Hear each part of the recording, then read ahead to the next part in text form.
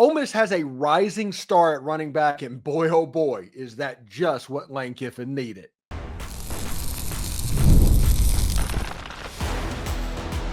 You are Locked On Ole Miss, your daily podcast on the Ole Miss Rebels. Part of the Locked On Podcast Network, your team every day.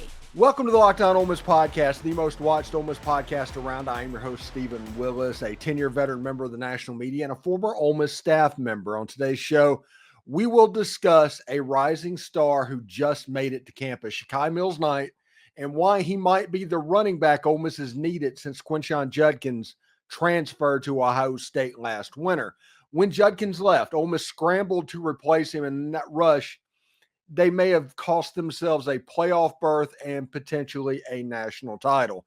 Mills Knight is a total package back, recruited to be the Thunder to Kewan Lacey's Lightning in what looks to be a more thoughtfully constructed running back room. In our second segment, we'll evaluate that running back room as a whole. In our final segment, we'll explain why all of this is critical to the development of a young quarterback, Austin Simmons. Remember, we're free and available on all the podcast apps and on YouTube. Thank you for making Locked On Ole Miss your first listen every day. And a special hello to the insiders and everydayers who make the show what it is. Don't forget to find a second listen on the network. Chris Gordy at Locked On SEC, Corey Burton at Locked On Vandy, Zach Blackerby at Locked On Auburn.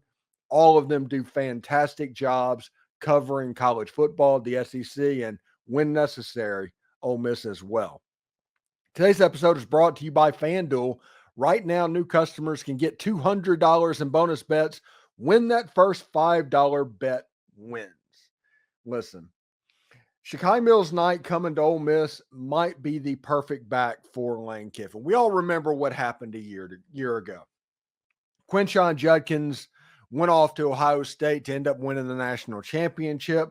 Ole Miss kind of panicked, and in their panic, they grabbed Micah Davis and Dominic Thomas and Rashad Amos at the running back position, thinking that one of them would turn out because you could count on the constants of Ulysses Bentley IV, and you're going to have Henry Parrish in the backfield. Well, Henry Parrish got injured, and lo and behold, nobody knew about the fact that if Henry Parrish went down, how bad off the Ole Miss running back room would be. For whatever reason, Ulysses Bentley did not click with the staff and did not earn playing time, even though his two long runouts against LSU and against Mississippi State, there was a long touchdown in that game, but we don't know exactly what happened. We know that they struggled at that position a year ago.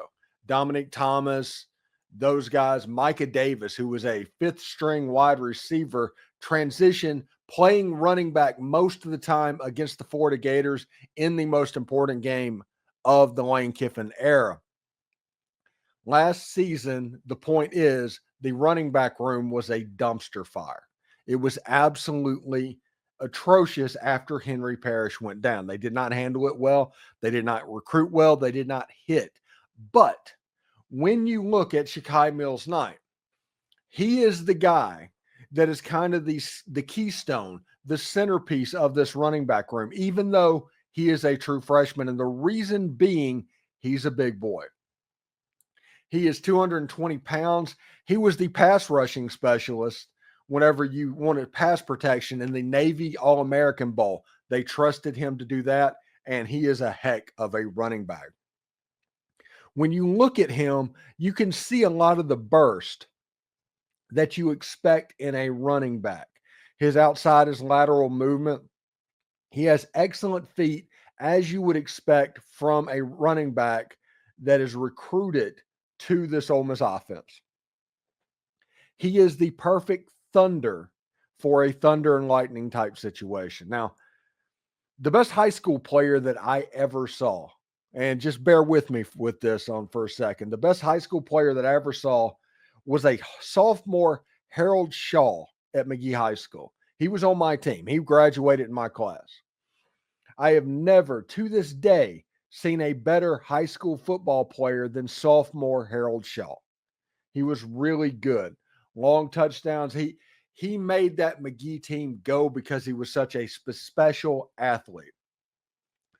The problem, though, with Harold Shaw is he put on 15, 20 pounds before his junior year, and he put on 15, 20 pounds before his senior year. And by the time he was a senior, he was 6'1", 240 pounds, still better than most every high school running back you're going to see, but he lost some of the stuff that made him such a special player. He still went to Southern Mississippi on a football scholarship. He still ended up having a cup of coffee in the NFL with the New England Patriots, but he was not sophomore Harold Shaw. The reason I bring this up is Shekai Mills Knight is 220 pounds. Now, you see on the highlight, he has all the burst in the world needed to be a great player. But if it goes a little bit higher, it could be problematic. But as it sits right now, Shekai Mills Knight is exactly what Lane Kiffin needs. And what Lane Kiffin needs is a running back that can get these short yardages on fourth down. Now, everybody that watches this show knows that I am all about playing like you expect to win. Do not play the slot machine. Do not overly go for it on fourth down. At the end of every show, we talk about analytics. But if that is not going to change, which that is not going to change, Lane Kiffin will always be Lane Kiffin. He needs somebody that he can count on to get 1 or 2 yards. Somebody that you can hand the ball to. He is going to laterally cut or run over somebody to get that 1 or 2 yards. You don't want a Micah Davis starting at running back. Ulysses Bentley, that's great if he is at full speed. If he's lost a step, as is rumored, all of a sudden that becomes problematic. You can see what I mean on this. And the size of the Shekai Mills Knight adds the versatility to the running back room to do something like that. J.J. Pegues a year ago had a larger average yard per carry than Micah Davis. That was interesting. Like I said, Rashad Amos, for whatever reason, did not figure into the plans of this staff. But this year's running back room seems to be more thoughtfully put together. And what I mean by that is there are pieces in place that are experienced that will mentor younger pieces, and that can happen multiple different ways to the point where you have a hierarchy in the running back room. And if one player goes down, it doesn't look like it's going to shut down the whole thing. And a lot of that has to do with Shekai Mills Knight. You like Logan Diggs, who had 1 carry in the Gator Bowl, but he was out essentially for the whole year with a torn ACL. He is a full go going into the 2025 season. Kewan Lacey, who has a chance to be an absolute star for Ole Miss football, is kind of that lightning back to go with the Shekai Mills Knight. He is somebody that is going to get a lot of run as well. And then Ole Miss picked up Damien Taylor, running back out of the Troy Trojans in the spring transfer portal. We don't know if he is the Rashad Amos of this year or if he's going to break out and be a Henry Parrish that transfers in. He had 1,010 yards a year ago for the Troy Trojans. This is a very thoughtfully put together running back room. It really is. And they wanted Trey Hall, the JUCO running back out off of the coast, who they kept his commitment a secret for a while. They wanted him to make it, but he had a leg injury. He's going to be out this year too, but he is one of the most electric athletes that you will ever see. And of course, Dominic Thomas, 5'9", 210 pounds, he's going to be back as well for one more run through of what's going on. But the way it's set up now, he's going to be the 5th or the 6th string running back as opposed to being the 3rd string back in last year's running back room. So everyone is talking about Mills Knight, and rightfully so. But this Ole Miss running back room is deeper and more carefully built than you think. We'll break that down next. The NBA playoffs are in full swing, and every night delivers a highlight-worthy performance, major momentum shifts, and can't-miss moments. Whether it's a game-winning shot or a breakout player, there's never been a better time to get in on the action. FanDuel makes it easy to stay in the game before tip-off and live. I think Oklahoma City won last night. So the series is at 1-1 with player props, performance trends, and same game parlays. Fans have more ways than ever to play smart and win big. I know baseball might be a 4-letter word for Ole Miss fans right now, but over in the MLB, the best team in the majors, the Detroit Tigers. So why don't you work a same game parlay on them? Kerry Carpenter or Riley Green or Spencer Torkelson. All of those guys are performing. Just a thought. If that same game parlay is thought of, it might work for you. Now, if you're an Ole Miss fan and you only want to do Ole Miss stuff, they come in as a 37.5-point favorite versus Georgia State in the latest FanDuel odds. That new to FanDuel? That's okay. It's the perfect time to sign up. Head on over to FanDuel.com and place your first $5 bet. If that wins, you get $200 in bonus bets. Boom. Easy. Make every moment more with FanDuel, an official sports betting partner of the NBA. So, looking at this running back room, you have Shekai Mills Knight, who is he is supposed to be the thumper in this backfield because you have a bunch of 200-pound running backs, and then you have Shekai Mills Knight that kind of feels something different. But what does the rest of this room look like? And yeah, I'm excited. First of all, is Kewan Lacey. And we had a graphic built for him, but it wasn't quite right, so we had to skip over it. So we'll start with Kewan Lacey and move on to Logan Diggs and Damien Taylor. But Kewan Lacey is a guy that showed out in the spring. They were real quick on the Ole Miss social media accounts to give Kewan Lacey a lot of love this spring. That lets you know how well he was performing, how well he was flashing, and heads turning, because Lane Kiffin controls absolutely everything on this football team. They are not going to highlight somebody that is not doing it the right way and not actually flashing in practice. They want somebody on the social media account to kind of show out. There was the play where he broke 5 or 6 tackles. You know, that's an offensive great win. That's a defensive problem, but it showed a running back in Kewan Lacey that chose to really go. He's somebody that Ole Miss was in on until the very end in his high school recruiting. And at the very end, Missouri swooped in and got him. He went to Missouri. He ended up with 11 or 12 or 13 carries, something like that, for not many yards.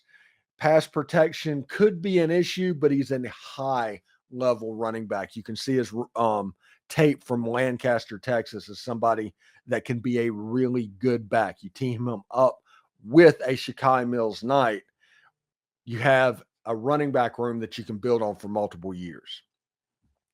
So besides that, where it gets interesting is the veteran leadership of what's going on.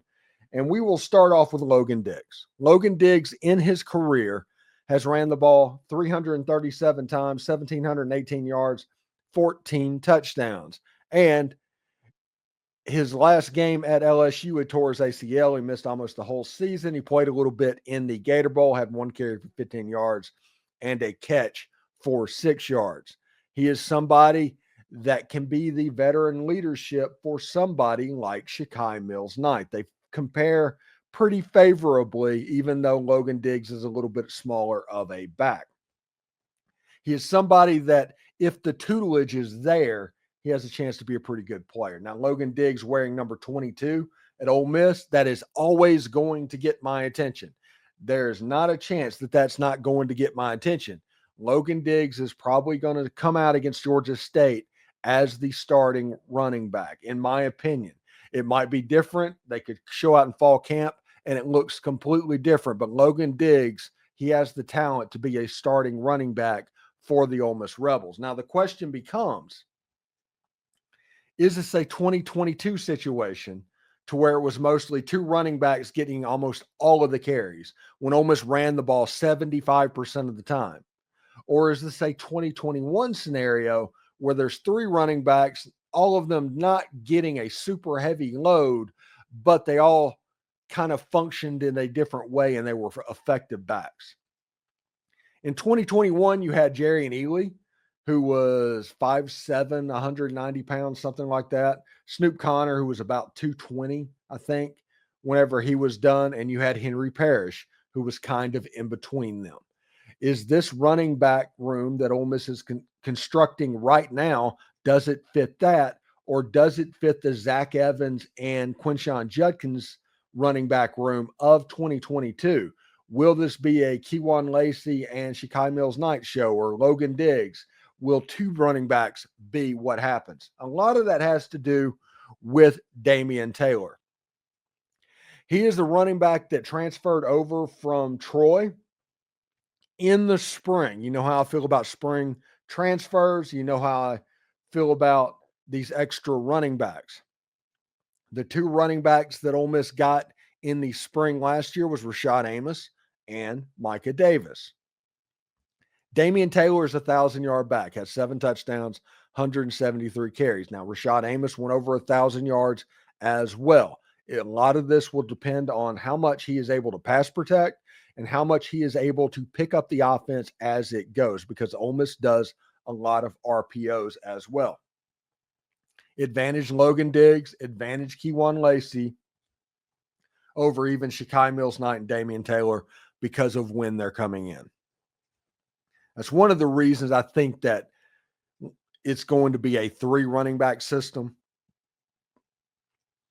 because of Logan Diggs and Kewan Lacey being there in the spring and kind of flashing how that goes. He's a good little back. He is a good little back, and he has a little bit of a power back aspect of his game. He is somebody that will look for contact from time to time, and he has excellent contact balance. So we'll see what happens with him in the fall once they start practicing.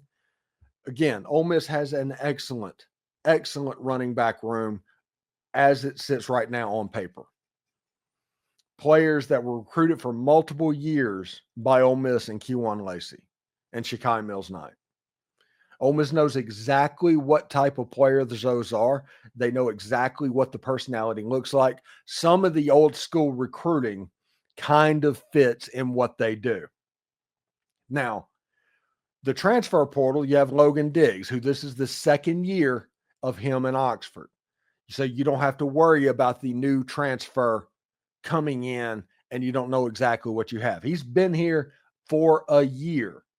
He is somebody that's going to take leadership. He is somebody that is going to show, and this is his money year as he gets ready for the NFL draft. He wants to show out really hard. So him and Kewan Lacey and Shekai Mills Knight, Ole Miss has been involved with them for multiple years. And then you have Damien Taylor, who is the new guy that is coming over. But like I said, this room was more thoughtfully constructed, because when you look at what they do, it really is 4 different running backs. The closest would be Logan Diggs and Damien Taylor. That would be the closest look of what's going on. But it's 4 different running backs. So if one goes down, they do different things well, and it's going to be up to Charlie Weiss Jr. or Lane Kiffin or those guys to kind of figure out what each player does well, so you can call plays according to that. Should be pretty interesting to see what's going on. And, you know, in 2025, Austin Simmons' success might depend on that. Might depend on more than his arm. This Ole Miss running back room could be the key. Let's talk about how it is built to help him thrive.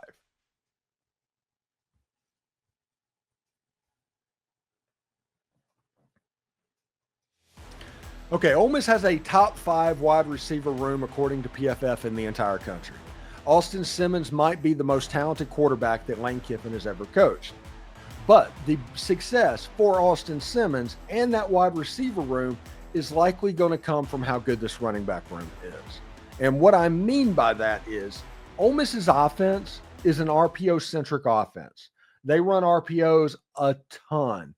Whether it's first, second, or third level, they like to attack the defense through an RPO. When you have a running back like Quinshon Judkins, it's going to be more of an effective RPO offense than it was a year ago. Florida kind of took them apart. LSU's defense kind of took them apart. They were able to play the RPO game. It's one of the reasons I always talk about having to play like a favorite and not playing the slot machine. because when you play that, it's going to come up not winning more often than not, and all of a sudden you're going to give the momentum, especially if you're on the road, to the home team. But I digress. Austin Simmons, an immensely talented player, immensely. The hopes for the Ole Miss fan base for Austin Simmons is absolutely off the charts. The wide receiver units that they have recorded, we talked about how the wide receivers, wherever Lane Kiffin is always going to be recruited well because that's how he cut his teeth. He is a wide receiver coach at heart. He's going to make sure they are in good positions. Everybody talks about quarterbacks with Lane Kiffin, and sure, he calls a game a certain way that is conducive to good numbers from a quarterback, but at his heart, he's a wide receiver coach. That's how he broke into what was going on. Back in his USC days, it was him at wide receiver and Steve Sarkisian coaching the quarterbacks with Norm Chow as the offensive coordinator. And that's how Lane cut his teeth. The wide receiver room is going to be very good. But Lane knows, because he knows offense, because his father was Monty Kiffin, the NFL defensive legend, it's going to be tough to see exactly how this will go. They know that without a running game, that is going to make Austin Simmons less effective. They know without a running game, that is going to make the wide receiver unit less effective. The question becomes, for Lane Kiffin and for Charlie Weiss Jr. and for Kevin Smith, is how are these running backs deployed? On paper, they are exactly what you need, but how they are used and how they are deployed is going to go a long way towards their knowledge and their ability to be successful. For instance, I don't think you want a heavy passing situation done with the Shekai Mills Knight, but you don't want him just to come in on short yardage so everybody knows exactly what's coming. There has to be a mixture of what's going on. I think you're going to see a scenario, unless it's a 4.5 yard or something like that, to where these running backs get a quarter or a drive, to where different scenarios pop up and they're not quite as predictable. If they need to stop the clock and substitute to a goal line package to where Shekai Mills Knight is on the field, that will be an option. But as it sits right now, this room is versatile enough and good enough to where you can split them up similar to 2021 and 2020. I don't think you have to pigeonhole these running backs into direct roles. I think they have the ability to be all-purpose type backs, be every down type backs, but you still have the specialness, the special task ability for certain backs that could be pretty good. So I'm pretty fired up to see exactly how that will go and exactly what will happen. Anyway, thank you for making Locked On Ole Miss your go-to source for Ole Miss sports. We pride ourselves on offering the most comprehensive perspectives, which is why we are the front door of Ole Miss. Anybody that's interested in going to Ole Miss, they're probably going to tune into this show, and we appreciate it. Your support means the world to us. For your second listen, check out The Portal Show. Brian Smith has the latest rumors, portal entries, and signings. Be the most informed fan on the rapid changes in the college football landscape. Find The Portal on YouTube or wherever you listen to podcasts. Hotty toddy, everybody. And remember, analytics is just the old English word that means bad football. We'll see you tomorrow.